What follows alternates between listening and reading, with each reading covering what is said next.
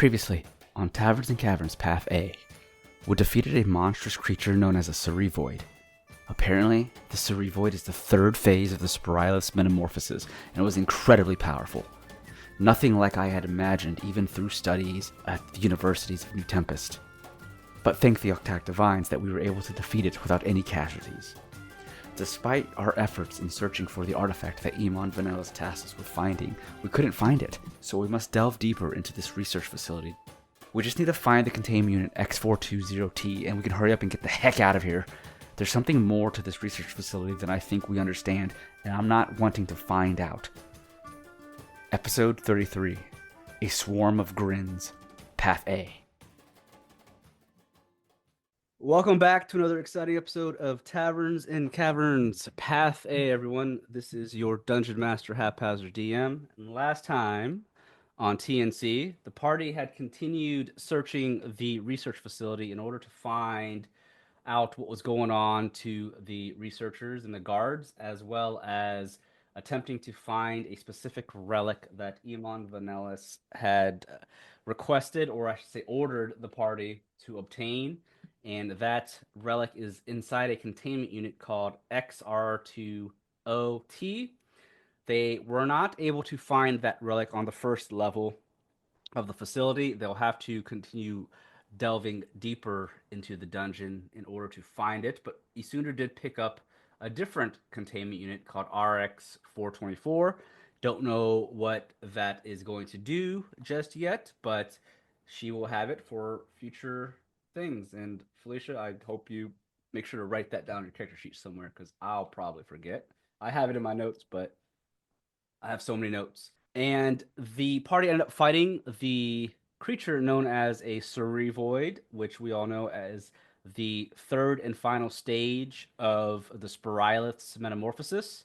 That creature itself was quite the boss for the party, but everyone was able to eventually work together to destroy the Cerevoid, leaving the party to themselves in this dark, decrepit research facility. But they still need to delve deeper. So we're going to start where we left off. It sounds like that you guys, I think, were thinking about maybe taking a short rest. I don't remember. But remember, if you do take a short rest is considered like 4 hours worth of resting. So that's something to think about if you want to take a short rest. Because anything can potentially sneak up on you during a short rest or even a long rest. But you still have not regained all your spell slots and such. Well, you know what? Actually, you all leveled up to 8. I'll say that because you leveled up to 8, you get your spell slots back. How's that? Okay. See, I'm a kind DM. Damn. You're trying to get some good points back in there. What do you mean? I'm trying to get some good points back in there, Kendall. No explanation is needed. The party knows. The party understands. So. Oh, goodness gracious. So technically, when you do level up, you do not regain all your spent spell slots. But I'm being nice. I'll let you regain your spell slots, but your HP stays the same. We'll leave it at that, because most of you have pretty decent HP anyways right now, from what I'm seeing. So I'll leave it there. Remember, the only other way that you guys know that you can go to get deeper into the facility is through that tunnel that headed downwards, where Yaito and Thaddeus were attempting to walk down when they were mind controlled. But what do you all do? Well, I have 43 HP, so I don't know what you're talking about with our HP looking good, but yeah, I mean, I have 48 hit points and 9 temporary hit points, so it could be worse. But it just Damien, depends on if we run into something. yeah. Man, we gotta check on our wagons. Well, everything seems to be down here, so we should be fine. I guess. I don't trust nothing in this bitch. Oh, we do need to find the package. Yeah, what was the name of it again? X4 2OT. All Damn, right. Rod wrote that down. Right. You see, you wrote it down. Well, based on how they've been treating us, their mind control and all, it's not safe for us to split up. So let's just travel closely together and try to be as sneaky as possible. I really don't want to fight one of those things again. Unfortunately, sneaky is not my thing. Well, doesn't mean you can't try. So I'm gonna like, have we basically searched all of this room? Yeah, for the most part, yes. Okay. I mean, you found a bunch of containment units, but none of them seem to be what you were looking for. I know, if I remember correctly, you had a discussion about trying to grab a bunch of them and putting up on the wagon up above, but that was going to take some time if you try and do that. Yeah, but we've ensured that none of those are the package. Correct. Okay, so I'm going to. Guess we can come back to it, right? I think that's what we decided on. We'll come back to it. Yep. Is I there a think so. map that we're on? Because all I see is goblins. Goblins. Wait a minute.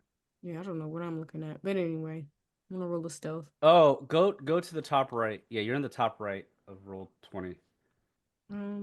Oh, I see it. Yeah. Yep. All right, so my stealth is pretty good.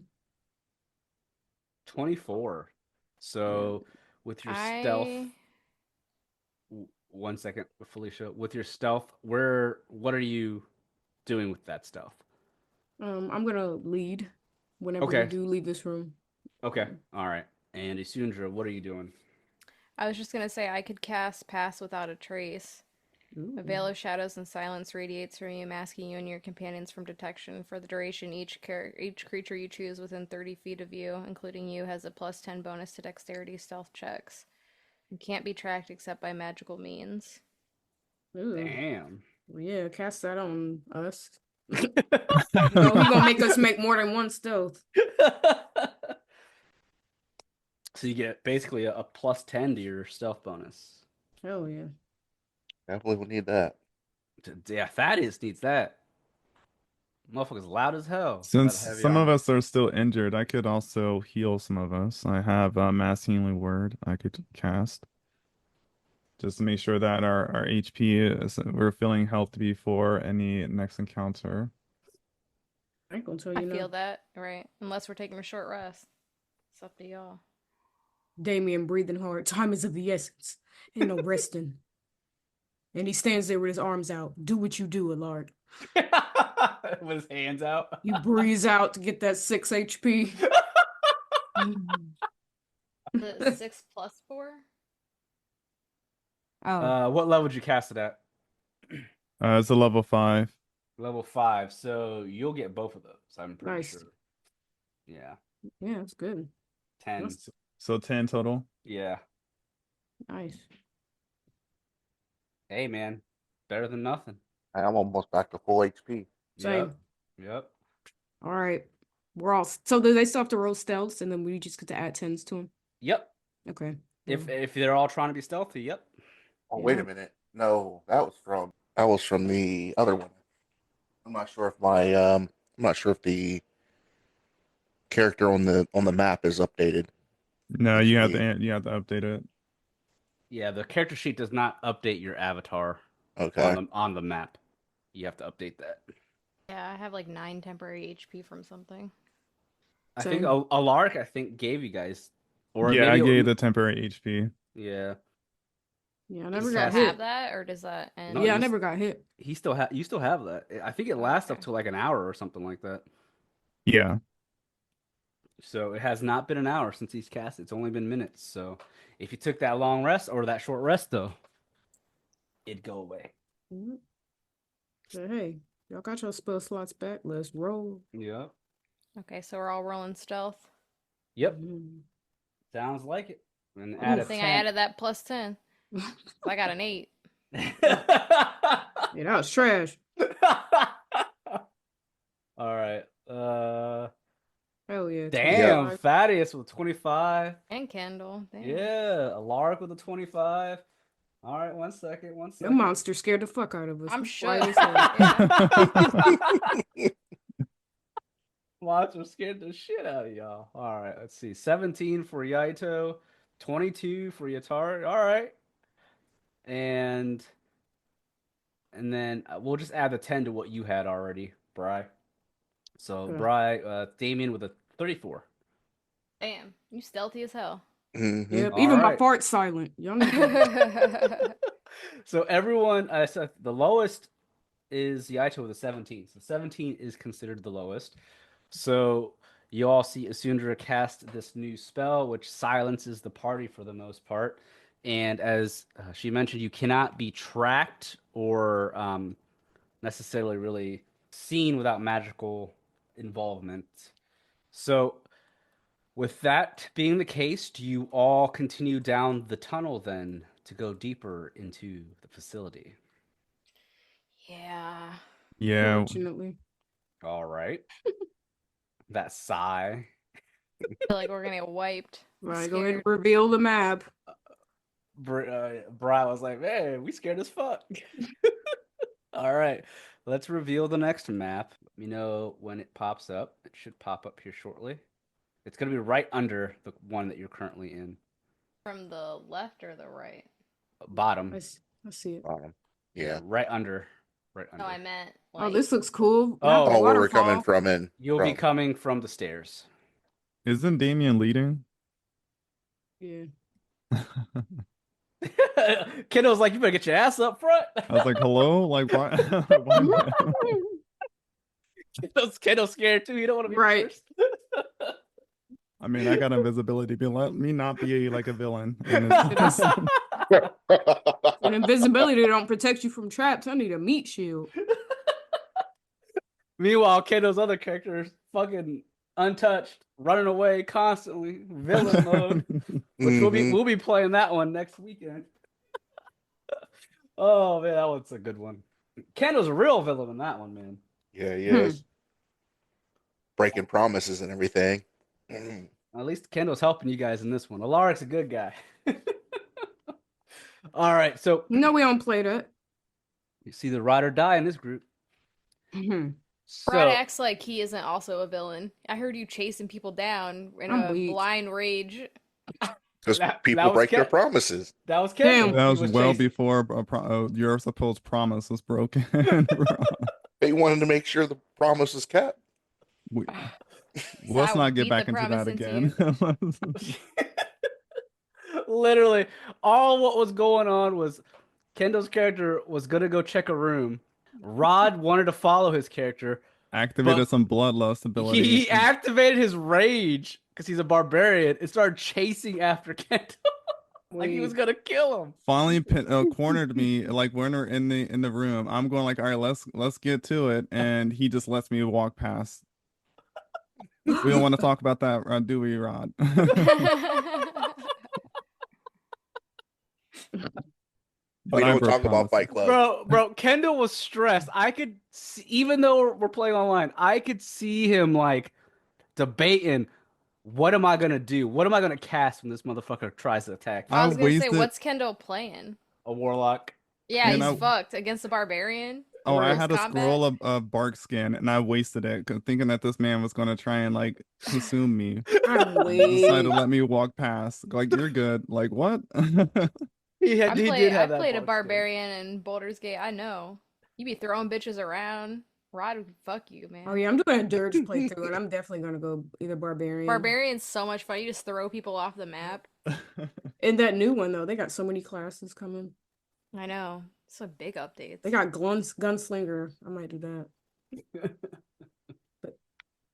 But yeah, if y'all haven't listened to that part of the podcast yet, definitely listen to it. Yeah, it's so funny. It's so good. Sanguine How many Isles of those great. episodes are out? I think 6 or 7, I Nice. believe. And for our listeners, as I said, yeah, this is part of our Patreon episodes. There is a mini campaign called Escaping Sanguine Isle, which is the introduction to the Spiraelith. So it's kind of funny that Kendall and Rod are dealing with Spiraelith in that Patreon, while they're now dealing with Spiraelith in this session. Glad we are level 8 now, but level 7 before. Yes, because in the Patreon, they're all only level 3. Damn, Spiralis at level 3. Yup. Mm-hmm. Yep. Yeah. He said these are interim characters. That's why Kendall's always running. Facts. I mean, Yeah, I feel it at level 3. I don't blame him. So the thing you fought, that Cerevoid you just fought, that took all of you plus 2 NPCs to take down at level 7, they fought one in the Patreon. They had Yeah. NPCs, but only one person in the party was level 7. According to Ryan, they ain't supposed to be as strong as us. So we got some level 2 NPCs with us. No, No, ma'am. Yaito's level 5, and so is Yutari. I'm talking about them, the Patreon. Oh yeah, they all the NPCs are level 3 except for one, which is a 7. So, all right. So as you walk down the tunnel, you feel yourselves heading downwards as you eventually reach some man-made, very shoddy like stairs that lead you into a small corridor. And as you reach the corridor, there are barrels of supplies kind of just scattered along the walls. And that tunnel or that corridor eventually leads into an open room. You're still underground, obviously, but in the open room that it leads to, there is a three-layered terrain that's in front of you. So basically, you're currently standing on the highest level. There's a level beneath you with rocky edges all around, and then the first level opens up into a giant pool of running water. As I mentioned in the level above you guys, where you had the fights, there were some running streams of water that some of the mind reavers jumped out of. Well, that running stream above you flowed downwards into this cove, which is why there is a waterfall that is coming down into this pool. And in that pool, I said that water down below is also running, and it looks like it's probably running outwards. As you guys would know, your characters would know, you're very close to the coast of Zephyr's Bay. So you're assuming that this flowing water is leading out into the ocean. You just can't see where it's going. But all around the room, there are several tables and chairs kind of just scattered around. There are torches on the walls to help keep the area lit. But just like above, in the room above, the torches here are also flickering on and off like a dying light bulb, but they're not flickering on and off in unison. They're kind of doing it in different uh, intervals, so it makes it a little bit difficult to see with the flashing lights from the torches because all these torches are magically lit. So something is causing the magic torches to act funky. But there is also, well, you know what? I won't describe anything else. I'll have to have you guys make perception checks. I just want to describe the general layout of this room. Damn. My perception is trash Scared. without Oh my advantage. God. Oh my goodness. Okay, All right. somebody's seeing something from behind somebody else's shoulders. Alaric with a 23 who has the best right now. Alaric, as you step forward just slightly to try and take a peek into what you may see into the room, you do notice that as soon as you step out of that hallway, that corridor that you're in, on the left, you see there's a path that leads left, there's a path that leads right. If you keep going straight, you will eventually fall to the second level. And remember, all of the walls around the falling areas are very rocky and sharp edged, so you do not want to fall. There is also what you see are some ladders, makeshift ladders, which are represented by these stairs that I have on here, these icons. So Alaric, you can see that they have these rope ladders that go down to both levels, down to the water and to the second level. So if someone was to potentially fall into the pool of water below, there is at least a rope ladder to climb up. Obviously, rope ladders aren't the easiest to climb. They're a bit tricky, but it is a way to get out of that pool of water if you happen to fall. But as you look left and right, you notice that this room is also covered in thorny vines all around the walls and the ceiling of this area. When you look up at the ceiling, you notice, the stalactites kind of just hanging down with some thorny vines coming around them. The ceiling above you is probably about 20 feet high. The drop into the pool of water is probably a good 30 feet drop, your guess, based off just a quick view. But something else really stands out, and Alark, you would know potentially what these are because you rolled well with your history check along with Thaddeus.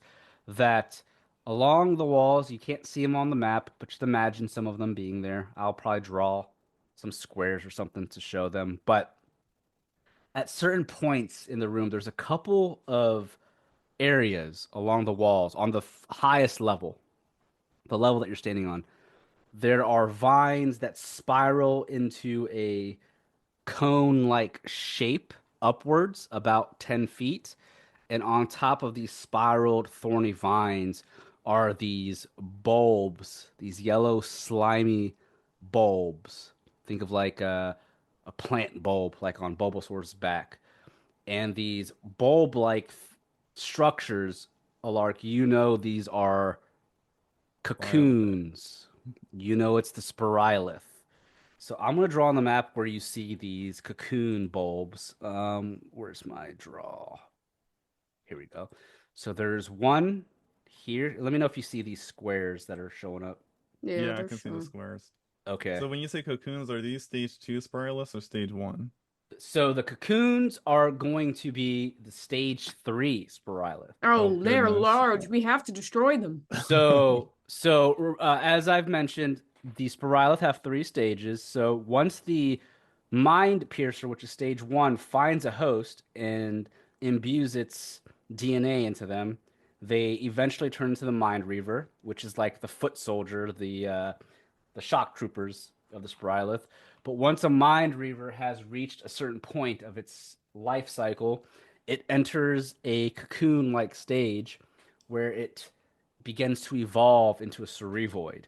And that's what you guys just fought up above.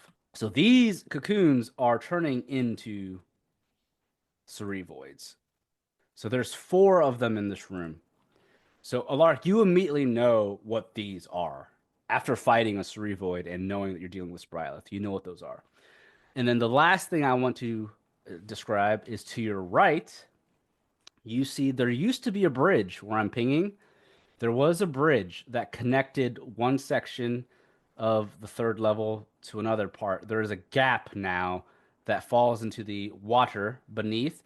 But where that gap is, what I described used to be a bridge, there is still one slither of rope that seems to be intact that is connecting both edges or connecting to both edges of the level that you're on.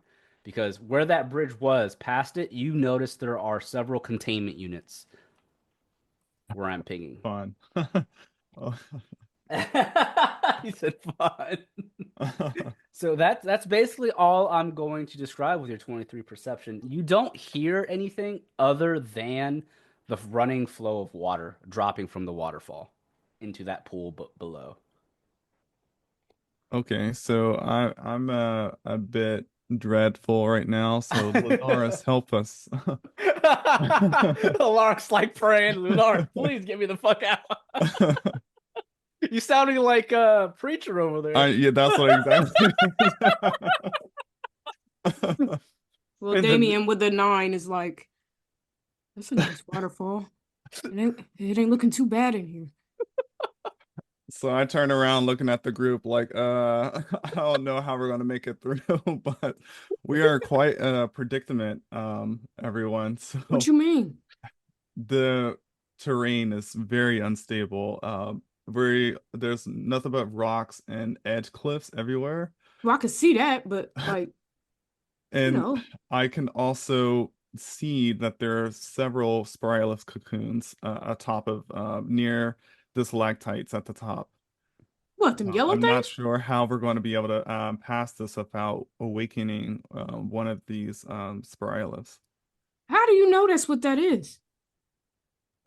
I just from my history with dealing with the Spiraeliths before. Oh God. Do we sneak past them? Do you think we should destroy them before they have the opportunity to become those? Well, we can sneak past them, but there's also the other thought about But our there's mission is to not let any of them escape. If they develop, the propensity of them escaping goes way up, right? yeah, and I'm afraid if we hit one, we may awaken all. That's why we all need to hit one at once. But I doubt it'll kill them. There Like I said, is the other thing about this room. The other side is a broken bridge, and across that broken bridge there are containment units. One of those containers might have the artifact that we're looking for. a fucking course. So if someone knows how to do a tightrope and walk across. But That's again, that's ridiculous. Can also anyone fly? I can't um, believe I'm saying this, but where's that fucking Eddie R? Eddie R could fly. Yeah, you could. Chocolate Angel. Chocolate Angel. Hmm. yeah, I don't have flight. Not this character. If I was my So Other you can, character. so Asundra, you can send your pseudo dragon. She can fly over there and look at things, right? The problem with that is you see Ryan took all of my stuff, Oh, Oh yeah, that you can too? communicate with so I yeah. can't communicate with it anymore. You took Imara away? You're a fucking monster. All right. Whoa, wait a minute. I'm not a monster. Napoleon Fayapart is the monster. Don't hide behind Napoleon. No, no. Right. Your actions have consequences, just like Baldur's Gate. If you fucked up in Baldur's Gate, Scratch died, or the owlbear died, or something happened, okay? Yeah, but I could save scrub that. Okay. I'm weak. There ain't no save states in this game, Felicia. So He said Felicia. Right. He was serious. He was What's like, I'm this- tired of you. What's that skeleton's name that bring your people back? Withers. Withers, yeah. Withers. We need that. You need a Withers.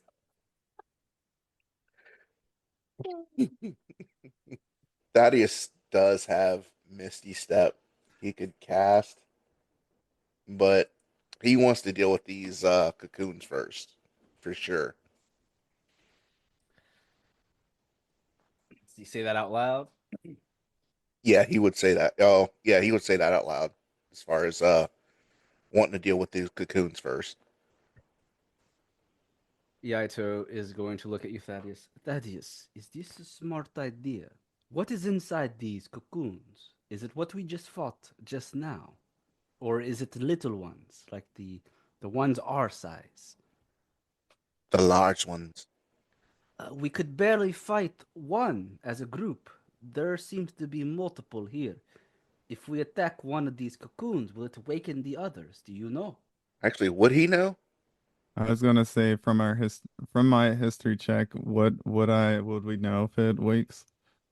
So, based off of what the two of you would know, the Spiraelith or the Cerevoids are vulnerable when they're in their cocoons. They do not hatch until they are ready to hatch. So, if you attacked one, depending on what current stage they're at in the cocoon metamorphosis, it most likely won't really affect them because while they're in that cocoon stage, they're just like, I don't want to say paralyzed, but they're like asleep to the world until they're fully done evolving. So It's like some sort of Alien. lethargy or torpor. Yeah.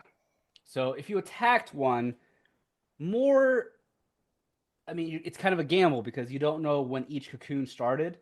So it potentially could wake one up if it's close to being done evolving. But if it's like midway, it's not going to even know you're attacking another cocoon. What if we Well- sneak past them?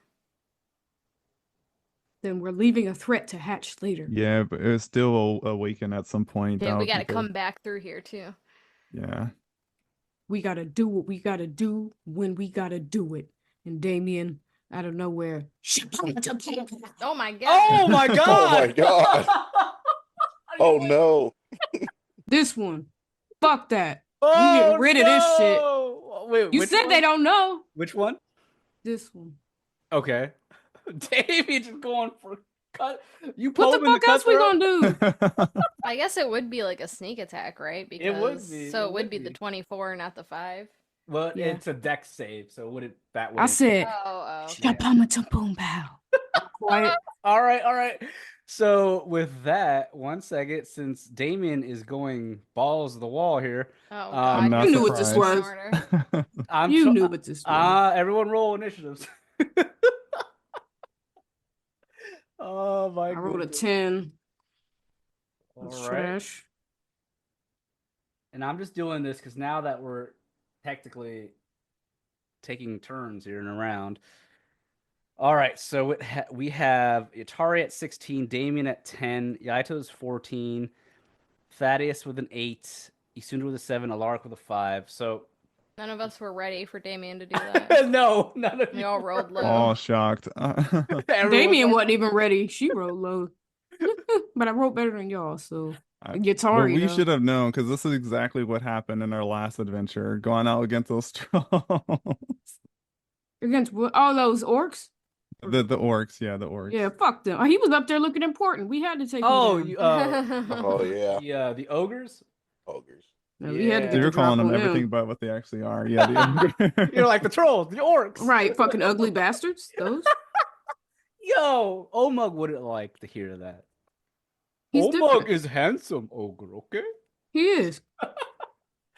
All right. So, well, with your Shapuna Pam Tao, whatever, you throw your javelin at the cocoon straight ahead of you. Right, this one here that I'm pinging, Yeah. the west. Your javelin strikes the cocoon, and because it's a dex saving throw, it doesn't really have a dex saving throw because I mean it can't necessarily move out the way. It's gonna hit technically a sneak attack. So That's a lot of damage. you This get is your 18 plus 17 lightning well, plus. that's it's counting for the crit. That's why. Oh, I see. Yeah. So it's technically just 16. the 18 plus the 16 sneak attack. So you deal a total of 34 lightning damage, or I'm sorry, 18 lightning damage, 16 sneak attack damage to the cocoon that is right in front of you. And as your javelin strikes, you notice that the lightning begins to fizzle off of the javelin as it shocks the cocoon. And the vines that are spiraling up in a cone like shape that hold the cocoon up. I said, with the vines and the cocoon, this thing is standing. I mean, it's pretty big. A Cerevoid is considered a large creature. So this thing is standing probably a good 10 feet from the ground. You can see that those thorned tentacles or the thorned vines, they were all basically pulsating every few moments like a heartbeat that fed into the cocoon. But as you strike it and the lightning goes through it, those vines pull away from the bulb and they begin to flail around violently. Make me a perception check real quick, Damien. Since you are starting off that. A 22. I'm assuming you go to quickly look at the other 3 cocoons to see if they seem to react at what just happened, but none of the other 3 cocoons do or move, and they don't do anything. No movement at all, other than the pulsating vines that are feeding the cocoons. But the cocoon that you struck, you notice it begins to chip away as this green like ooze or this dark yellow like ooze begins to seep out of the cocoon. You don't know if you've killed it, but you The did cocoon itself is still damage. intact though? Or is it just and it's just oozing? Yes. All right. So that was a sneak attack. So before you get another attack, I'll ask, is there anything else you're doing? Are you moving anywhere or doing anything? Yeah. I'm gonna go over there. I'm being brave. I just want to see, not too close, maybe here, just to get a better look at what's in the cocoon and what damage I've done, if any. So as I mentioned, Not you passing right by a cocoon to get to that cocoon. He said it wasn't doing nothing. I want to know the one that's looking like a threat. I'm pissed off. That's y'all got my back, So right? the- Him Bri- looking behind himself, like, right? everyone's running back up. I feel like the longer we stay in here, the worse it's gonna be for us. So you get closer, you walk right past the one cocoon to your left. It does nothing. But you get closer to this, you can see the cocoon hasn't cracked at all. It's just oozing this dark yellow like liquid that's coming from it, which you're assuming is what showing signs that you've injured it. You don't know if it's dead. You can still see that the vines, after violently flailing, some of them reattach to the cocoon and start pulsating again. But it doesn't hatch or anything. Do I get a bonus action? Yeah, it's technically your turn. Yeah. Yeah. I'm gonna give a bonus action to, or the help action to the first human after me. Thaddeus.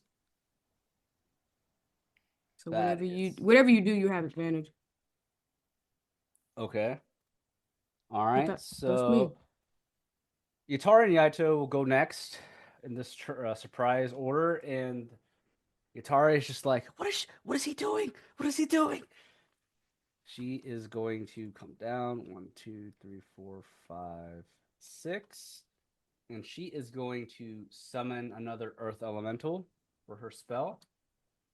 So that's her action as she summons her Earth Elemental. I'll summon it right in front of Sundra here next to Alaric. And Yaito's going to come down. 1, 2, 3, 4, 5, 6. And he looks at the others. Are we really going to attack all the cocoons then? That is the plan. If so, I am going to attack the same one Damien just hit. Yeah, I mean, don't listen to me. But I think jumping one at a time might be good in case we are in the process of waking up one. We can use it as a test, you know? But if we have to defeat them all, doing them one at a time is our best bet, yeah? This is true. And Yaito rolled a crit on his Damn, attack. work. So he'll get 4 plus 9 fire damage. So for 13 additional damage, on top of that 30, was it 34 that you did? Yep. All total of 47 damage has been done to this cocoon as his firebird shoots out from his finger and he hits that cocoon. Part of it bursts into flames, but it's not, or doesn't seem fully destroyed, but you can see it begins to crack a little bit, Damon, because you're closer and Is it more. oozing still? Yes, still oozing. Oh, shit. And that's the NPC's turns. Thaddeus, you have a go.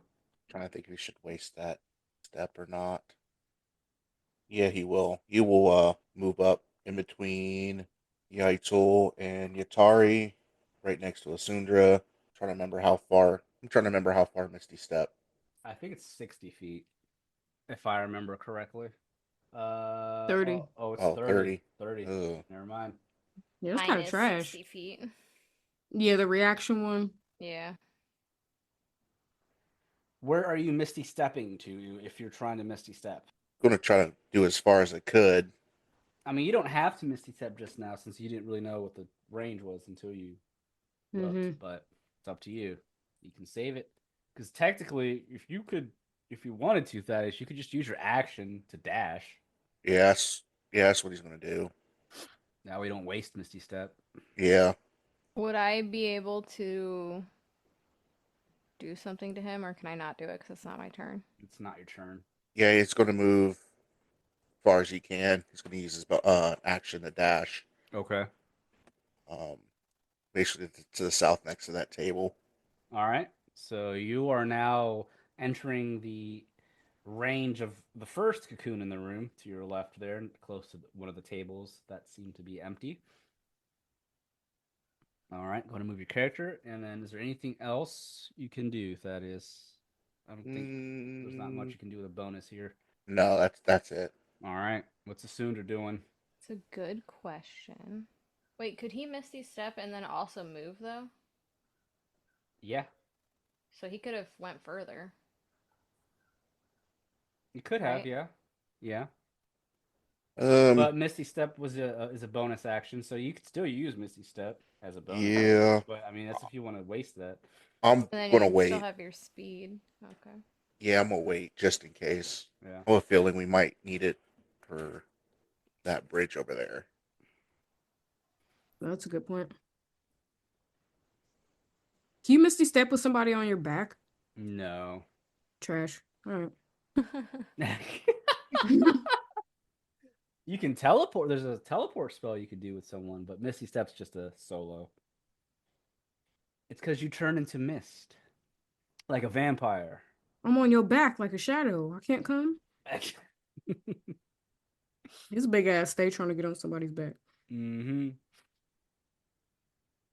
Alrighty, Sundra, what you doing? I feel like I don't want to attack the one that Thaddeus is next to because then we might have double problems. I guess I'll just Eldritch Blast the one that Damien attacked. Okay. Right. I'm concerned at how much HP something has that can't even move. Yeah, because it's still like active, right? Yeah. That's not good. All right. So you have advantage on your attacks. So 20 and a 16. So you'll deal a total of 7 plus your 9. So 16 damage to the same cocoon that Yaito and Damien struck. With your additional 16 damage added on to their total of 47, the cocoon ends up exploding as that gooey yellow like ooze splatters all around it, dropping to the ground. And as the cocoon opens from your Eldritch Blast, Damien, you can see into the cocoon. There looks like a deformed mind reaver that has grown. It's mid transformation, or it's mid evolved into a Cerevoid, and the body crumbles out of the cocoon and it slops down onto the ground, bleeding out, dead. Gross. So, Ugh. so I'm gonna add this here as it slumps down. I'll shrink it because it wasn't fully grown just yet. So, Somebody watch the steps in case they sneaking up on us. all right. Anything else, Isundra? I'll move like right here. That's it. Okay. Alaric, what are you doing? Okay. I thought about this. Kendall knows what these things are capable of. Right. You've been traumatized already. Okay, so Alaric is going to move a little bit closer. I'm gonna target this one. I'm gonna Okay. cast Sacred Flame on it. Okay, and it's automatically going to fail its save. So just go ahead and deal your damage. 7 radiant damage strikes the cocoon here. All right, you can see the radiant flames burst onto the cocoon and they vanish slowly, but you can see the cocoon has been burnt slightly by the radiant damage, and it too begins to ooze out some of that yellow ichor, but it's Okay. not busted open. I will also cast a bonus action. Okay. So I'll cast Spiritual Weapon. Oh, you're gonna summon a spiritual weapon. Okay. Yep. I'll copy your character. I'm gonna put a little pink icon so we know that's the spiritual weapon. Where do you want to place it? Next to the first Spiraelith cocoon down here near Thaddeus. Okay. Like right there? Because it has to be within 5 feet of it to attack it. Right. Damn, you're just gonna be Yep. sitting there wailing on that shit. Yep. What kind of spiritual weapon do you summon? Is it like an axe? Is it a spear, a sword? Let me take a look at my weapons really quick. It could be anything, right? Yep, it could be anything. I feel like the axe would probably be the heaviest damaging thing, so I'll just do an axe then.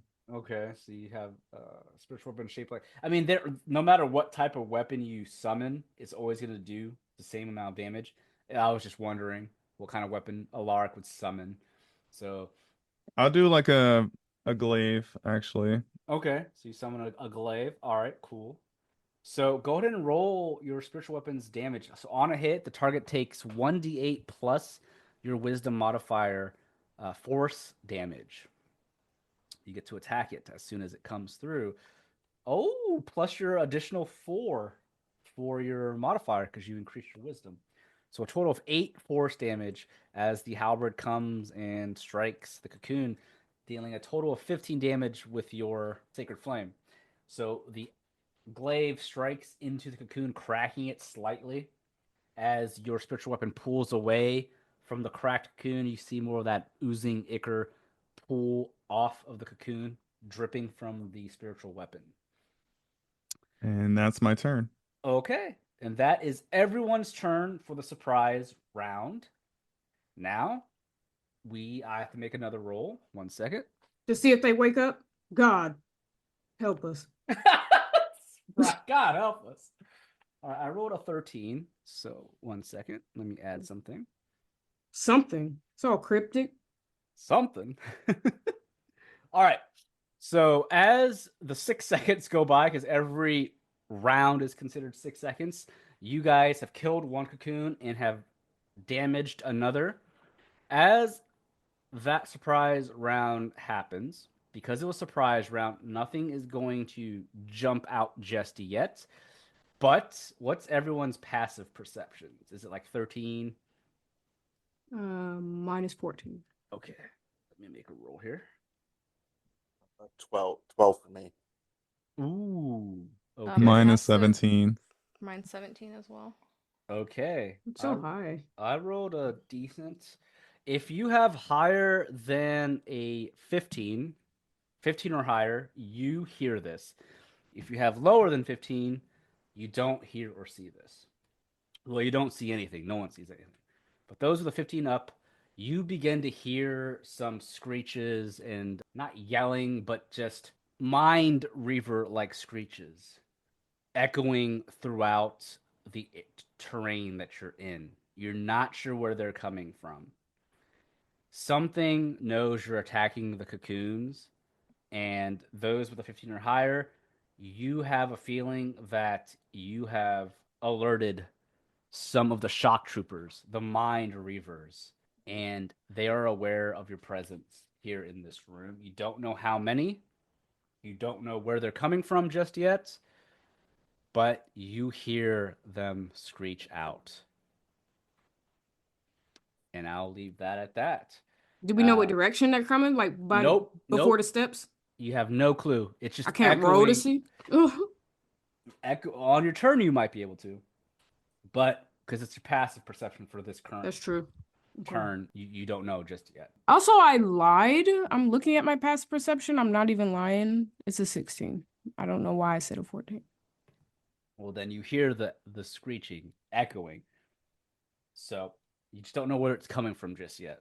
They don't Okay. seem incredibly close yet, but you just don't know. Hari freaks out a bit. She's able to hear it. She doesn't know where it's coming from, but she is going to 1, 5, 6 come up here towards the tightrope, and she's looking to see the containment units over there.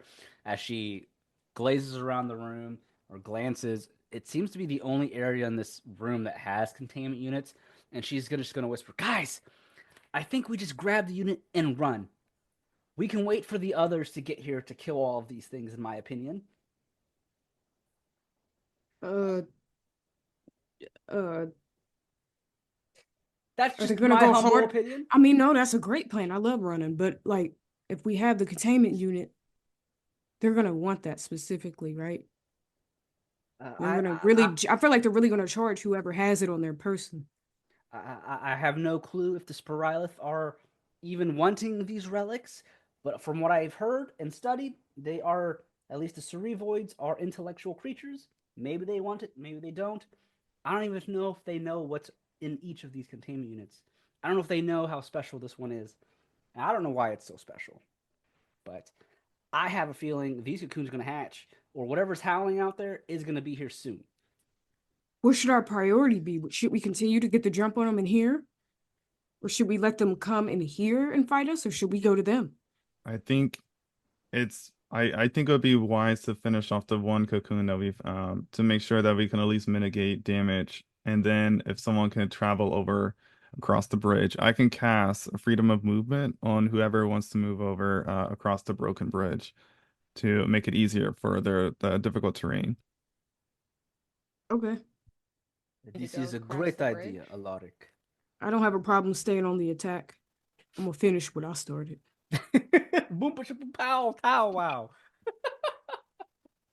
Do we All have to right. go across the bridge? Don't we need to go to the left? For the containers is on the right side. It's right here where I'm Oh, pinging. Yeah, where all these barrels are. That's where all the gotcha. containment units are.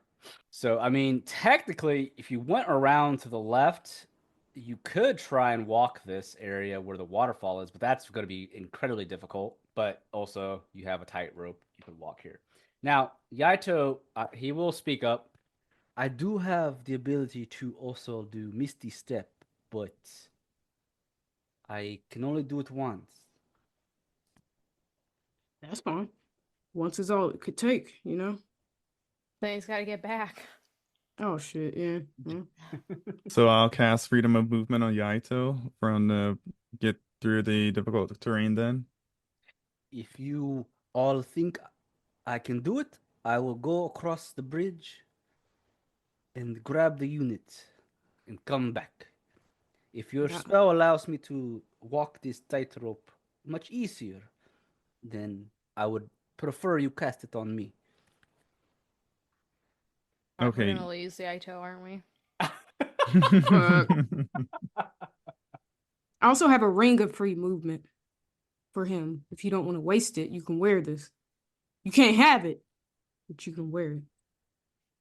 But Damien, you're so far away. Are you gonna throw the ring across the No, I'm just saying if you didn't want to waste a spell slot, I would use my movement. But that's backup, you know. It's free for anyone to borrow, is what I'm saying.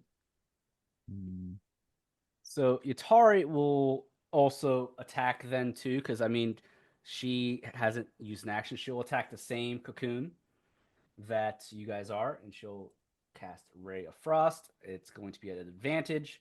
21 will hit for 11 cold damage. So that's a total of 26 damage right now to that cocoon next to Alaric's spiritual weapon, and that'll be her turn. She'll move her spirit elemental or her earth elemental 1, 2, 3, 4, 5, 6 right in front of Alaric to go down there. And Yaito will then make his way. Alaric, do you have to cast freedom of movement? Like, do you have to touch Yaito to do it? Yeah, unfortunately. Okay, so he'll 1, 2, 5, 6. He'll come here. On his next turn, he'll let you do your spell and then go. So he'll also attack the cocoon because he's not going to waste his turn. Damn, he got a second crit. Hell yeah. That's an 18 on his firebolt cantrip to the cocoon. So total of 18 here. So total of 44 damage has been done to this cocoon as it begins to crack open and ooze out more blood. It's not completely dead just yet, but it is hurt. And it's now question mark's turn. At this point in time, you all hear some more screeching in the distance, and things are rushing your way. But because you had that surprise round, they're not going to get here immediately. So this round, there are no enemies just yet. Damien, your turn. This one probably is close to being dead. I'm going to 30. Not as close as I'd like to be, but it's fine. I'm here. But I'm technically still out of range for a melee attack, right? Yes. Yeah, I figured. It's fine. I'm just gonna throw my javelin again, but I'm gonna throw it this one. Oh, okay. Cause yeah, I think I'll be at a disadvantage if I do this one, or it doesn't really matter. Or to be even because they're down. Yeah, it wouldn't be able to make a save. Okay, so anyways. 18 lightning damage here. All right, 18 lightning damage to the Spiraelith or the cocoon closest to the waterfall. Okay, got it. And as my bonus action, what can I do as a bonus action again besides attack? Am I allowed to dash or hide as a bonus action? It depends. Rogue can use dash as a bonus action. It's a skill Right. you get. Mm-hmm. Let me see. I forget. It's called cunning action. Yeah, so you can take a bonus action on each of your turns in combat. This action can only be used to take the dash, disengage, or hide action. Yeah. I'm gonna dash because I still have an attack. I only attack once. Right? Yep. Okay. Yep, you only get one attack. I'll hit this one. We'll get them both started, you know. The trash, but I got an advantage, right? Your javelin would have been your attack. Oh, I thought I got two because I'm dual. Okay. That's why I was asking. Well, Okay. if you use your bonus action to dash, you won't Oh, be able to. yes. I used my other attack. You're right. Yeah. I've been greedy. That was trash anyway, so I don't feel bad. You get your sneak attack, though, on this one. You forgot to Oh. roll sneak attack damage on this one. That's true. Another So 14. 14, yeah. So that'll be your second attack then. 26. Yeah, just remember as a dual wielder, to attack once, it's your action. To use your offhand weapon is a That bonus action. Correct. Okay. So, all right. Perfect.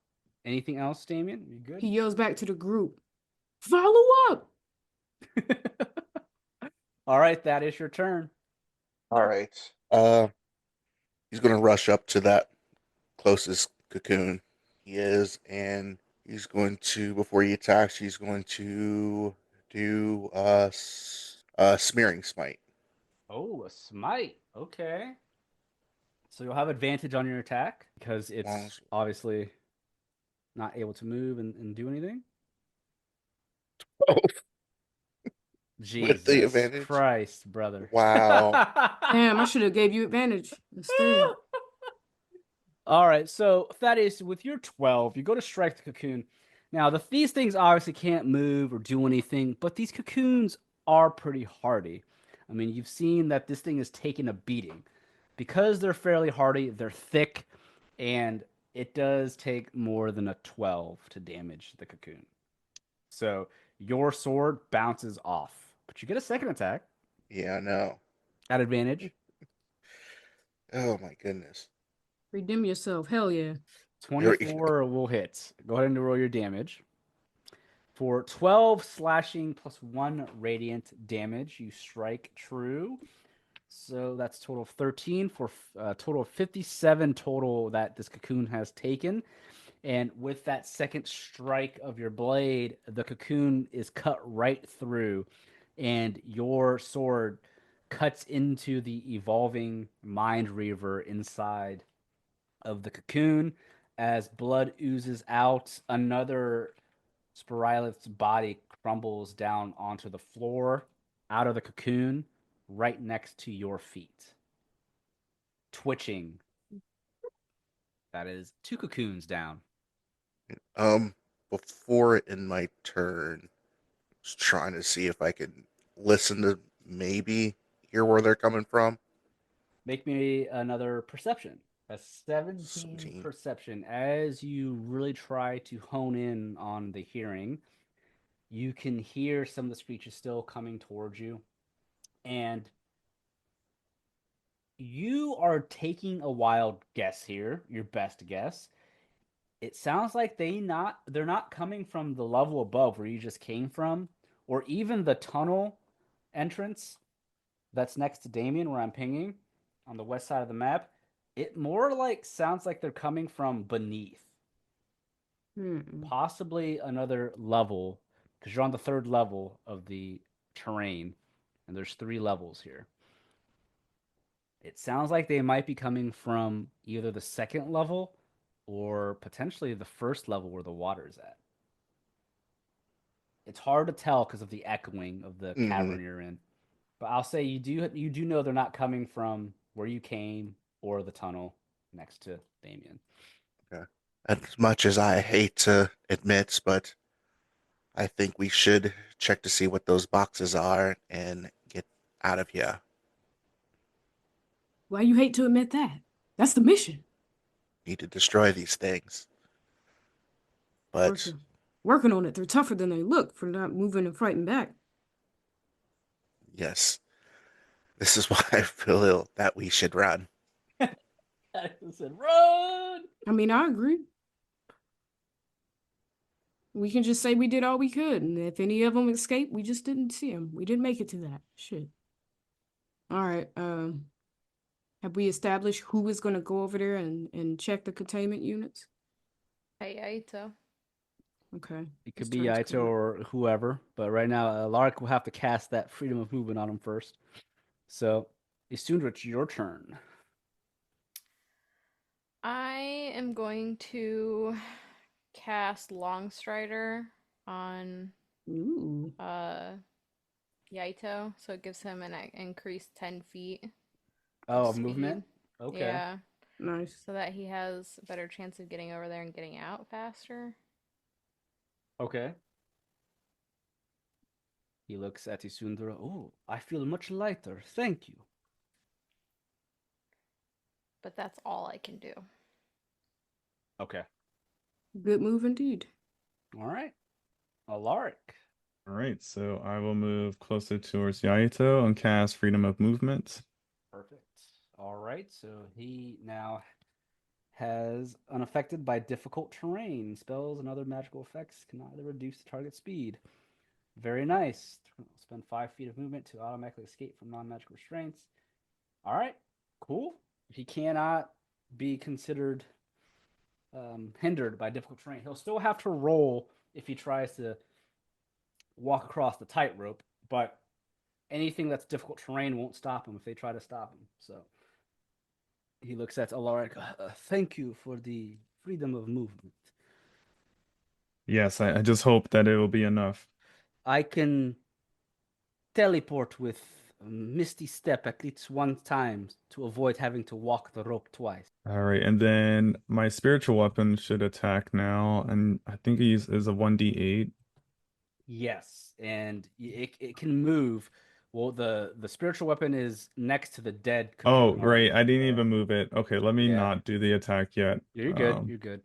I don't think it's gonna be able to reach the other two. Yeah, it's only like 20 feet. Yeah, but Um, it basically flies and floats, so it doesn't have to worry about, you know, walking around. so I'll just move it there. That's the 20 feet. Okay. And I think that's the end of my turn. All right. So it is now round 3. The sounds of the Spiraelith are getting closer. You have a feeling they might start showing up this round. Yutari is going to look around. I'll stay over here in case Yaito falls.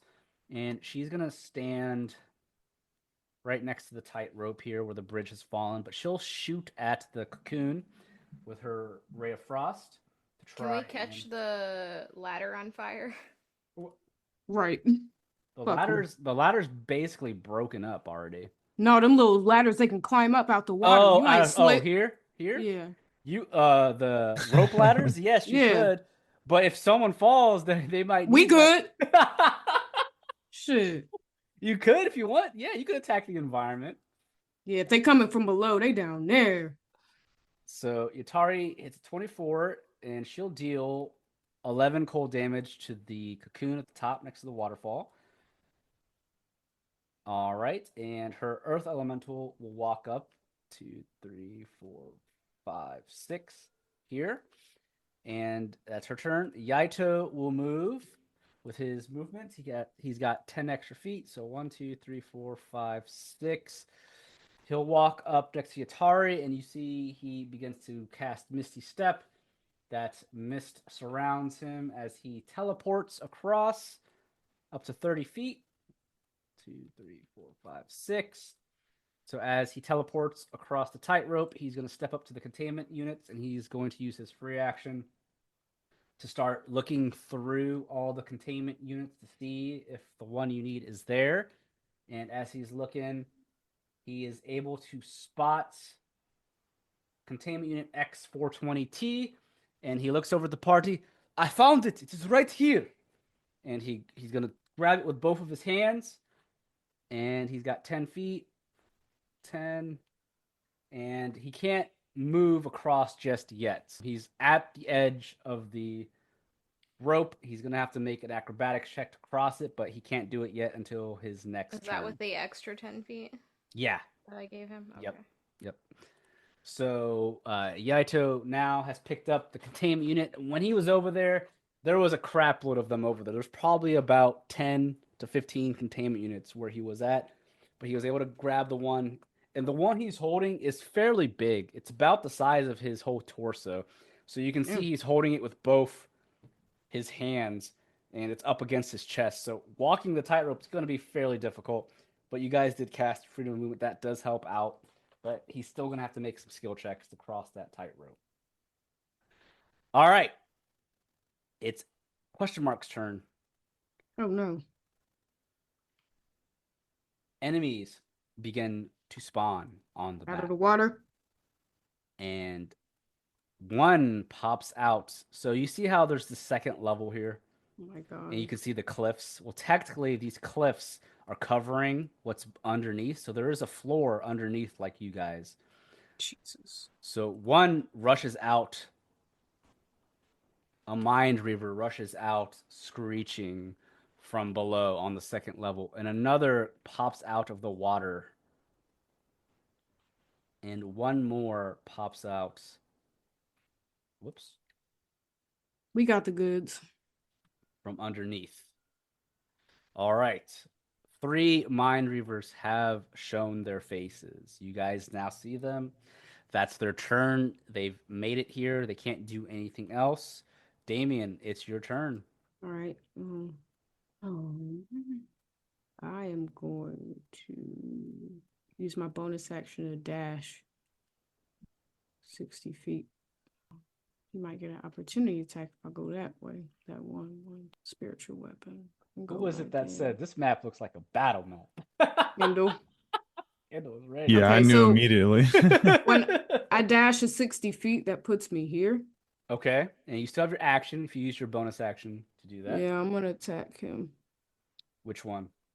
This one. Wait. He's one level below you, so Oh, he hasn't come up that yet. no, Okay. no, he's still down below, so you have to get like on the edge to see him looking down. Fuck that. I'm just gonna. Attack the one in the water. Yep. All right. So you shoot you throw your javelin and it has to make a dex roll. So let me pull It's out. in the water though. Yeah. He should make more damage because it's lightning, right?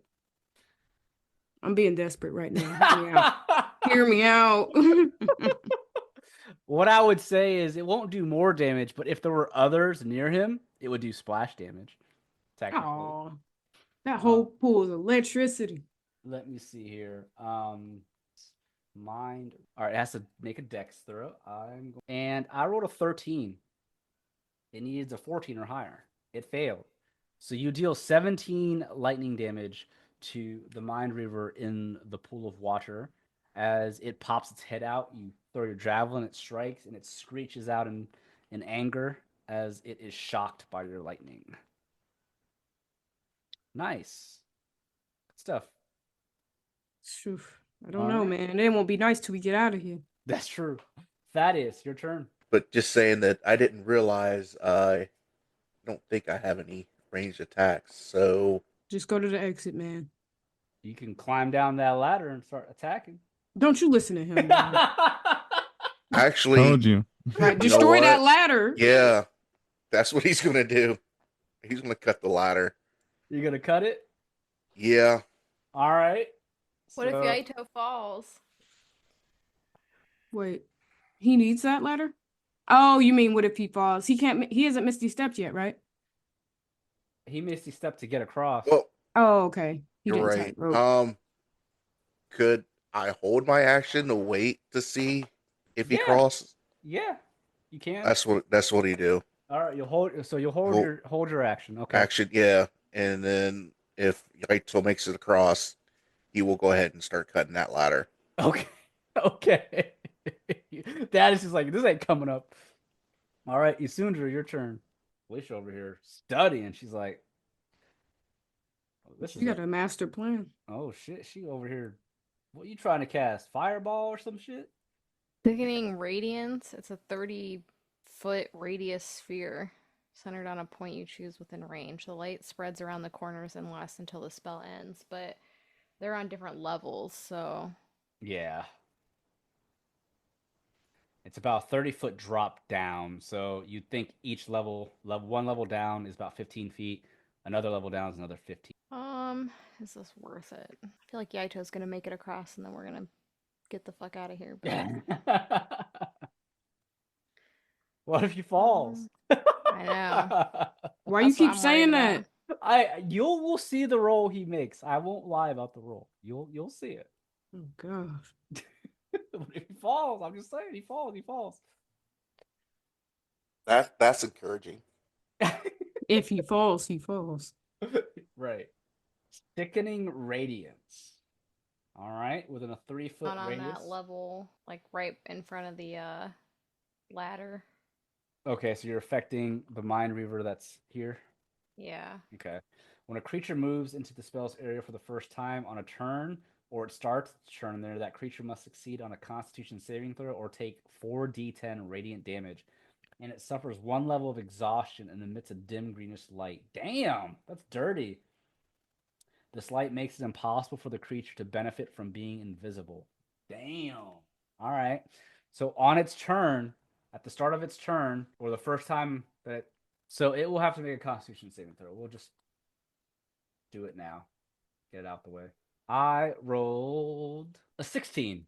What did I need? I Trash. guess a 16, right? Oh Yeah. yeah. Damn. Damn indeed. Because it goes off my spell save DC, I think. Yeah. When a creature moves, yeah. On a succeed, a Constitution saving throw or take. Yeah. So on a succeed, it does nothing. Fuck. Damn, I'd roll just enough. Yeah, of course you did. Oh my goodness. I think that stays there, though. Yes, it does. Oh, It's that's a good. concentration spell, so it stays there. Yeah, so if something else moves into Yep, it. correct. Alright. I'm gonna back up a little bit. Okay. That's all I can do. I need some bonus actions, man. All right. Alaric, your turn. I am not gonna do any preparation. I'm just gonna move because I believe in the rest of my party. So actually, let's see, how far can I move? Okay, I'm like literally near the ladder. I also have mending, worst case scenario. If the ladder gets broken, I can repair the Ah, ladder. nice. Ooh. Yeah, That changes everything. mending isn't used a lot. It's a very niche spell, but it comes in handy. Mending is a good one. So cut the ladder. He said, Pull the "Cut lever, ladder." Crunk. Exactly. He said, "Cut the ladder, Thaddeus." Cut it." And I'm pretty sure that's a cantrip, right? Yeah, it's a cantrip. It's a free Nice. spell. Yep. So my spiritual sword will. And remember, it floats, so it can like fly down there if you want it to.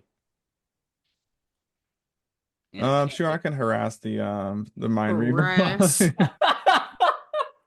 Do my free damage really quick. Let me go ahead and bop it on the head.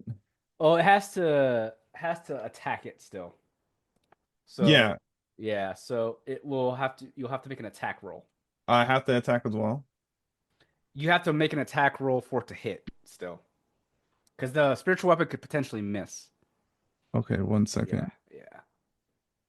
If I didn't make you make an attack roll last time, that was my fault. But yeah, it has to still. I would just do like your glaive attack, basically. It's based off of your. Oh, okay. I was gonna say, Yeah. it doesn't show anything on the spell. All right, 16 on the Mind Reaver. That will hit. So now do your damage. All right, 7 slashing Plus or 4. 7 radiant damage. Plus a 4 from my spell modifier. Oh, nice. Okay, so 11 radiant damage to the Mind Reaver. That's a pretty good chunk of damage for a summon. So nice. It screeches out at the spiritual weapon, but it knows it's not something it's going to try and attack. It's going to try and get to the caster, which is above, Anything else, Alaric? No, I end my turn. All right. It is now a new round. The cocoon that has taken all that damage next to the waterfall, it's not dead yet. It begins to pulsate, slowly beginning to hatch. It's not done hatching. But if you guys look, you will see it's beginning to hatch. It's this one here. In one more round, it will potentially release the Cerevoid. Yatari, seeing what's going on, she is going to come around and shoot the last cocoon with a cocoon that's attempting to hatch. And let's see if she can strike it. Where is her character sheet? I have too many character sheets open. Ray of Frost.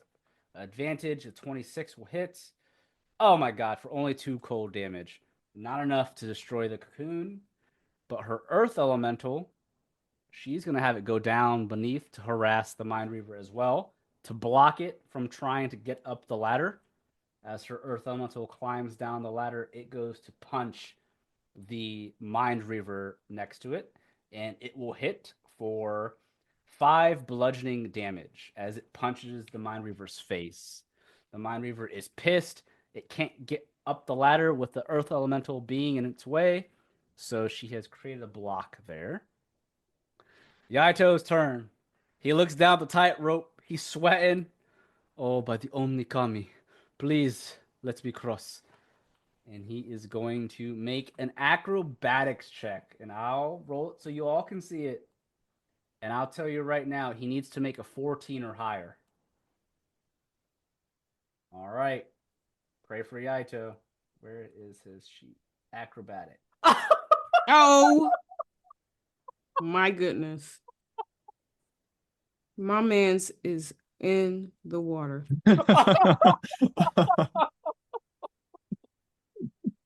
So your freedom of movement, Alaric, technically it doesn't help with acrobatic checks. It helps with like difficult terrain. But I was gonna give Yaito a disadvantage on his acrobatics check because he's carrying a pretty big item, but because you casted freedom of movement, I did not give him an advantage or a disadvantage. So it did help him, but regardless, you all see his roll. He rolled trash because he has a +2 on his acrobatics, but he rolled a 7. Yeah, I was holding my breath just for all that to happen. That So you guys see Yaito begins to cross, and he does okay at first, but with the weight of the containment unit he's carrying, his foot slips, and you see him drop into the water with the containment unit. And fortunately, he's able to swim. As he falls 30 feet down, he won't take damage because it's in the water. The containment unit, though, next to him, he is able to. I'm going to make him have a athletics check here. Well, the water's difficult terrain, right? So...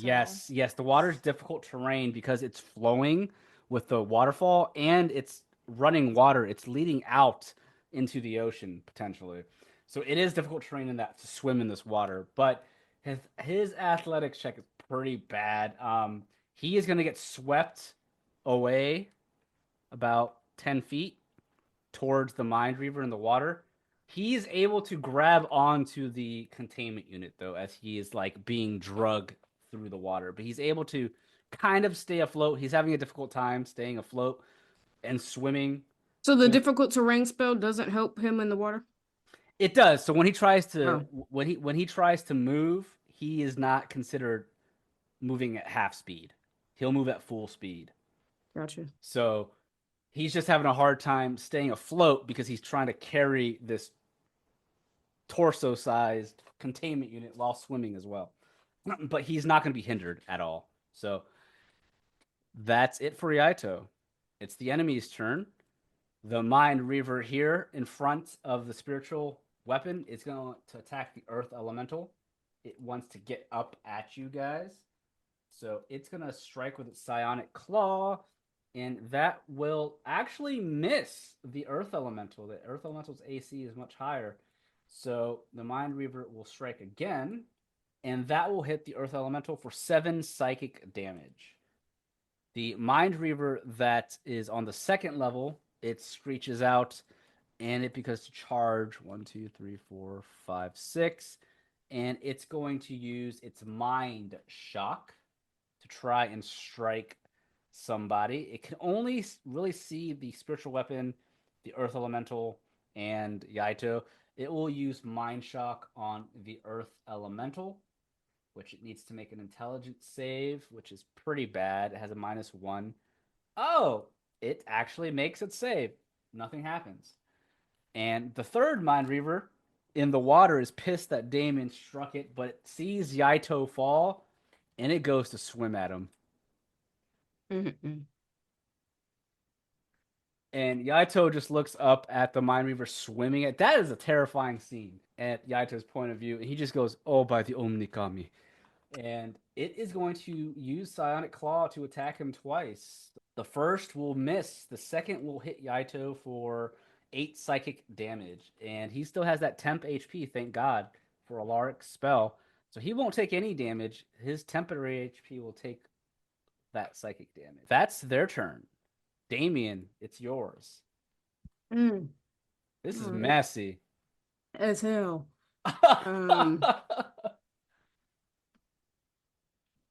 Yaito's just, I could use a little bit of help here. I got you, homie. I'm about to 2, 3, but I also want to get as close to the exit as I can at the same time. Because y'all got him flanked. And this would be at advantage, right? Because of Yaito. Yes. Oh, well. That tried and true. Shapama to Poom Pow. All right. And that's a crit. That's it's a saving throw. So Oh, yeah, I keep forgetting that because of yeah. green. That's So trash. Let All me right. let me make the dex save. Has to beat a 14. I rolled a 9. It Nice. failed. So you'll deal 16 lightning damage plus 14 sneak attack damage. How do you kill the Mind Reaver in front of Yaito? Get away from my T-tender, Shapama to Poom Pow. The javelin flings across the air as it strikes the back of the head of the Mind Reaver. As it is electrified in the brain, you do the melty brain shit. So you're a Sundra for this turn. Nice. As the brain inside the Mind Reaver melts away, the corpse floats in the water as it begins to get lifted away from the running water. Ooh. Yaito You just good, Yaito? woo, he holds up one hand. Thank you. Did you hear him 30 feet away from beneath? Now swim over. All right. Anything else, Damien? Yeah, as a bonus action, I'm going to give Yaito help. Okay. So he's going to have advantage on whatever he's doing. Cool. Nice. Thaddeus, you're up. All right. Thaddeus is going to cast Hold Person Nice. on the Mind Reaver there. Mind Reaper. Yeah, the one that hasn't been attacked yet. Okay. I have to make a wisdom saving throw. Oh, I rolled a 6. God What? damn. Yes, yes.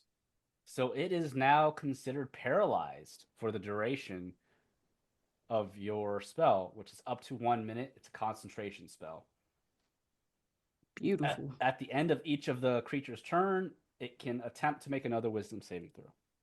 So I'll put a little paralyzed icon on it.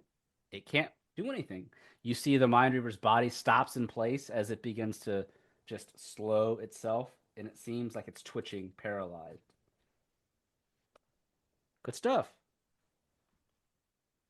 Anything else? You have a bonus action still. Yeah, that's what I was thinking. Yeah, he's going to ask Aito if he needs someone down there to help him out. You yell down at him because he's 30 Yeah. feet down below. Yaito waves a hand. I think I am okay. I am okay, I think. Because there's only one in front of him, which is dead, and the other's paralyzed. He just has to make his way back up, which is going to be easy for him to do with that freedom of movement spell and Isundra's extra 10 feet that she gave him. He'll be okay. Okay. For now, Thaddeus is just going to stay right there. All right. Isundra, it's your turn. You have 2 Mind Reavers and a hatching cocoon. Well, is a circle. So technically, this guy entered my circle. Did he? Right? All right. Yeah. So he has to make a Constitution save. So let's make it. And we'll say this happened before you're paralyzed. I rolled a 3. I rolled a Okay. nat 1 on that con save. So it's a 4d10. Damn. Radiant damage, right? Yeah. Damn! Nice. 23 radiant damage will strike that first Mind Reaver that was paralyzed. So we'll say that took place before the paralyze. All right. It's also shining with a dim light now. It can't use the invisibility spell if it had it. Okay. So then I will Eldritch Blast the one that's up in the far corner of the cocoon. Attaching. Yeah. Okay. Try to make sure we don't have to fight another one. All right. Make an attack roll at advantage. The 12 will miss, but the 23 will hit for 2. 2. Trash. All right. Let's see. Was that enough? It's not enough to kill the cocoon. The cocoon is bleeding out profusely, though. But it is about to hatch on its next turn, so FYI. Anything else? FYI to Yatari. I don't know what else. All that'll right. be it. Alaric, you're up. I'm so torn. I could help Yaito a little bit, or I should prioritize the. Is it this one? Wait, why can't I ping? It's this one here. Yeah. I think I'm gonna take care of this Revoid. Let Yaito try a little bit more by himself, because I could cast another spell to help him out now that he's in the water. I mean, he's pretty good. Just I would say he still has a temporary HP still from the last session you gave him. The Mind Reaver in the water with him is dead. He's got freedom of movement, and he's got Long Strider from Isundra to move 10 feet more. I think he's pretty good for now. So don't feel bad. You can go for the other thing if you need to. Okay. So I'm gonna cast Guiding Bolt. I'm pretty sure that reaches. Let me sorry, don't ignore the roll. 120 feet. Yeah, it reaches. Yeah, it hits. Okay. Yeah. So guiding bolt, that's a attack roll, isn't it? Yeah. Make a ranged spell attack. Yes. So you have advantage. So roll twice to see. Oh, that's a 17. Roll again just to see. It might crit. You never know. Because you have advantage. But the first one was a 17. And your second one is a 26. Almost a crit. You rolled a 19. Almost a crit. But the 26 will definitely hit. So roll your damage. Will it kill the cocoon? Or destroy it, I should say. 46 radiant damage. Okay. Yep. You can just click on the guiding bolt text there under the 26. It will roll for you on the chat box where it has. There you go. God damn. So that is 24 radiant damage right there, plus 16 because you cast it at a higher level. I'm assuming. Yeah, I did. Yep. So god damn, you destroyed that cocoon, dude. So 24 plus 16, as your guiding bolt hits that Cerevoid cocoon, you can see from within inside it begins to glow brightly from the radiant energy. The cocoon itself explodes as that ichor flings along the wall and the floor around it. It is destroyed. The Cerevoid's body comes crumbling down in radiant flames as it burns from the radiance. It is dead. You're lucky. If Yatari missed and if you didn't attack it, it would have hatched a Cerevoid, full HP. Yeah, I didn't want to deal with that. I figured it was going to come back bulkier than what it was supposed to be. Yeah. Because the cocoon itself has its own like HP and AC. If it hatches, that Cerevoid is basically fresh. So, good call, Alaric. Those gamer intuitions. But you still have one cocoon that hasn't been touched, just so you guys know. But anything else, Alaric? I think you have a bonus action still, and movement action. Yeah, so I'm going to still also have my spiritual weapon attack the Mind Reaver from below. Okay. And that is going to be advantage because the spirit weapon and the earth elemental are flanking it. So roll again because you had a 7 on that first one. With advantage, that's going to be a 10. The 10 Wow. unfortunately is not going to hit with advantage, unfortunately. Okay, so I will go ahead and move now. I think And it's like right here. all right, perfect. Um, I don't think I have a bonus action that I want to cast right now, so I'll go ahead and end my turn. All right, cool. Yatari, it's 4th round. Yatari is going to cast another spell, except she is going to do. She might cast higher spell. She can't. No, she doesn't have that spell. She'll do magic missile. She's gonna cast magic missile, which is actually no. She'll cast ray of frost because the cocoon can't dodge anyways. Nah, actually it can because of the AC. Fuck it, magic missile. I forgot it has an AC. So all right, so 8 plus 4, 12 damage to the cocoon, and then her earth elemental will attack the Mind Reaver down below for 20 for 3 bludgeoning damage. That's all she can do. Yaito's turn. He'll use his movement. He's going to dash to move double, to swim faster. 1, 2, 3, 4, 5, 6, 7, 8, 9, 10, 11, 12. He has to get through this Mind Reaver, which he can't do. So he is basically almost back up to you guys. So with his dash, he can't attack. So that's where he'll end. Actually, he'll end his turn here in case he needs to attack. So enemy's turn. Mind Reaver down below. It's going to Psionic Claw, Earth Well, Elemental. they start in my sphere, so they should have to roll for Oh, Constitution. that's right. Yeah, thank you for reminding me. Both of a lot them. going on. Yeah. Constitution, right? Yeah. I'll roll 2 times. This one rolled a 15. Did that make it? 'Cause you have No, a. it has to be a 16. All right, so it failed, and this one rolled an 8. So roll your damage for both of them. God damn! Damn. 36 and 20 for these two. All right, so the first one takes 36 damage. That kills it. So the Bye. Mind Reaver down below the ladder next to the Earth Elemental, it begins to glow in radiant energy as it explodes into radiant flames. It's dead. The paralyzed Mind Reaver took 20 damage, which was just enough to kill it. It also burst into radiant damage. It's gone. They're both Hell dead. yeah. Yaito can now run past the corpses as they both drop down. All the Mind Reavers have been destroyed. The only thing you have to worry about now is this last cocoon that's in the room. Enemies don't get to do anything right now. Damien, you're up. What are you doing? Do you guys decide to get Yaito up here and retreat, or are you going to try and kill this last cocoon? Nope, I'm gonna do the dash action and I'm gonna strike it. We're gonna finish what we started. All right. No loose Attack ends, buddy. with advantage, 19. So you'll deal a total of 12 damage, 6 piercing, 6 fire, plus your sneak attack damage. Follow up. Yup. So roll that sneak attack. 13. Damien's sneak attack is dirty, dude.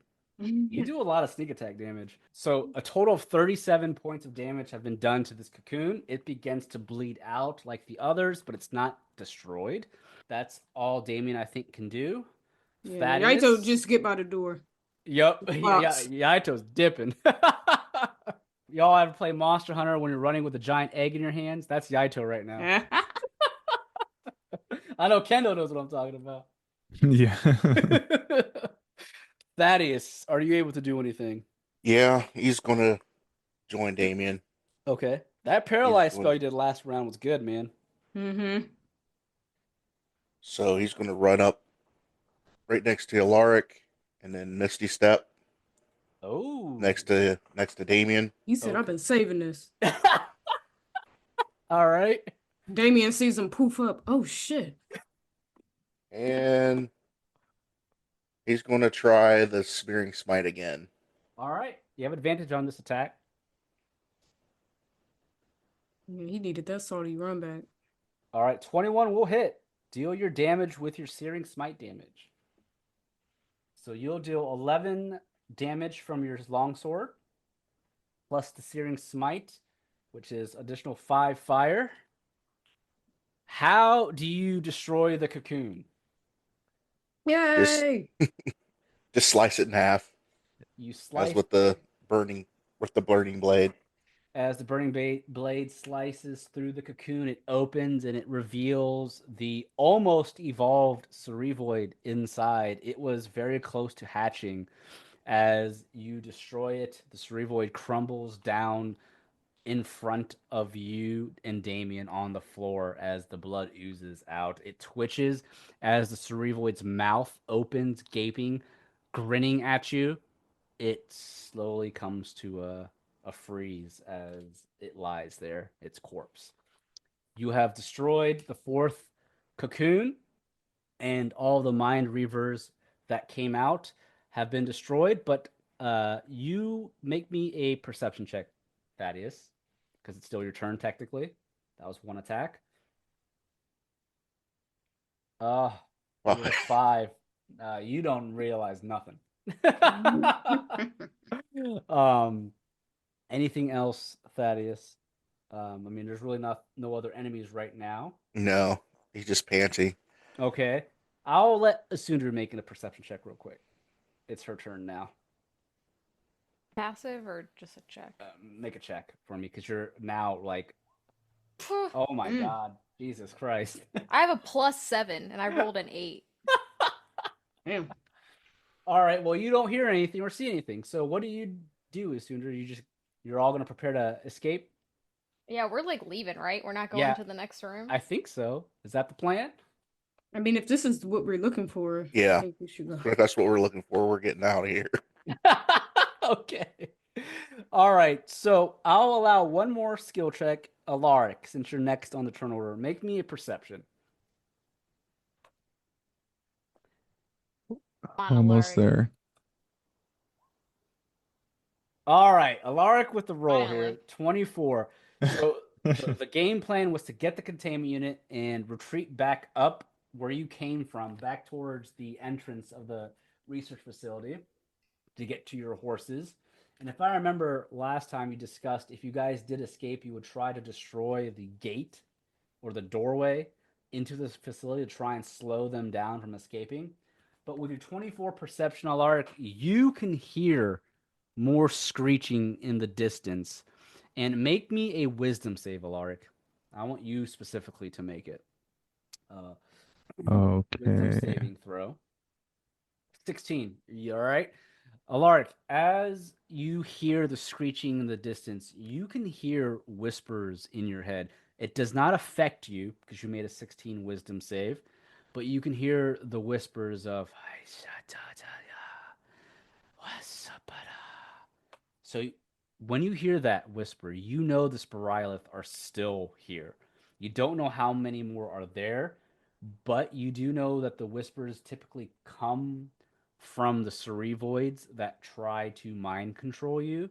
And the spell that attempted to mind control you was one from a Cerevoid, and you were able to fight it off. So you know that at least one Cerevoid is out and about, and the screeching is mostly the mind reavers.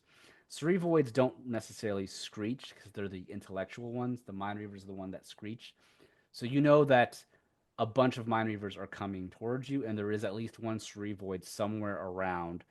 What do you say or do to the others that have not noticed this? So I'll be kind of exasperated. So since I was able to get out of the mind control. So danger is still around us, everyone. I'm not sure where it's coming from. We still have to be vigilant. I'm afraid of whichever direction we'll go, we may run into a sort of cerevoid of some sort. One just tried to the one just tried to pierce my mind. Oh shit. Damn, they don't quit. All right. Well, I think going back the way we came is the best bet, yeah? Yaito's with the running now at the second level, trying to get to that ladder.